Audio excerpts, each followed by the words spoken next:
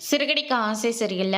அடுத்து வர எபிசோட்ல நம்ம விஜயா பண்ணது தப்புன்னு சொல்லிட்டு, நம்ம முத்து இருந்துட்டு அண்ணாமலை கிட்ட வந்து சொல்றாங்க. அண்ணாமலை முத்து சொன்னதெல்லாம் கேட்டோன்னே, விஜயா மேல பயங்கரமா கோவப்படுறாங்க. பண்ற எல்லா தப்பையும் நீ பண்ணிட்டு பழிய தூக்கி முத்து மேலயும், மீனா மேலயும் போட்டல்ல.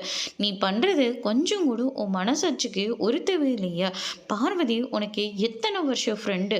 அவள பத்தி தப்பா பேச உன்னால மட்டும் எப்படி முடிஞ்சது? ஒருத்தர் தப்பு பண்ணுறதுக்காக நண்பராக பழகுற எல்லாருமே தப்பு பண்ணுறாங்கன்னு அர்த்தமா? உன் புத்திக்கு எதுவுமே நல்லதாகவே படவே படாதா? எல்லாமே தப்பாக மட்டும்தான் படுமா அப்படின்னு சொல்லிட்டு அண்ணாமலை இருந்துட்டு விஜயோ பிடிச்சி பயங்கரமாக திட்டிட்டு இருக்காங்க. அதுக்கு அடுத்ததான் வந்து பார்த்தீங்கன்னா, இல்லைங்க எதுவும் தப்பாக போயிடக்கூடாதுன்னு தான் நான் இப்படியெல்லாம் பண்ணேன் அப்படின்ற மாதிரியே சொல்லிடுறாங்க.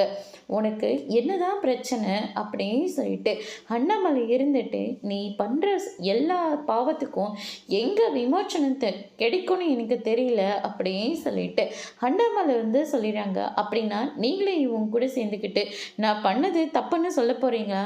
நான் இவங்க கூட சரியில்லை, நான் நியாயத்து பக்கம் இருக்கேன். முத்துவும் மீனாவும் எப்பவுமே நியாயமாக தான் நடந்துப்பாங்க. பார்வதியோட மனசை கஷ்டப்படுத்த உன்னால் மட்டும் எப்படி முடியுது அப்படின்னு சொல்லிட்டு அண்ணாமலை வந்து சொல்லிக்கிட்டு இருக்காங்க.